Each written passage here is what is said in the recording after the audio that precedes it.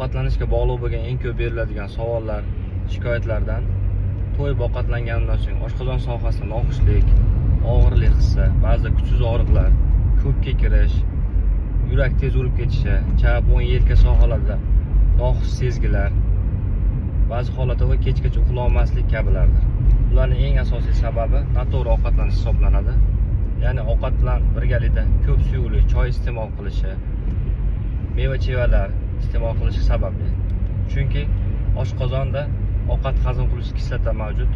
Bu kislotani biz meva-cheva, suyuqlik ko'p iste'mol qilganimizda kuchini yo'qotib qo'yamizda, oshqozondagi ovqatlar yaxshi hazm bo'lmasdan ichakka o'tadi. Ichakda ishqoriy muhit, kislota yo'q, ovqat yeydi, hazm bo'lmaydi, bijib, achiydi, o'zidan har xil gaz, noxush taksirlar chiqaradi.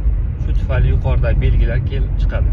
Buni oldini olish uchun ovqatga yarim soat qolganda suyuqlik, meva-chevalar ichish to'xtatish, ovqatdan 1 soatdan keyin ham suyuqlik, meva-chevalar iste'mol qilmaslik kerak. Ovqat vaqtida imkon darajasida qultum oz-ozdan ovqatni o'tkazmasdan suyuqlik ichish lozim. Doimo to'g'ri ovqatlaning, bunaqa noxush belgilar bo'lmaydi. Sog' bo'ling.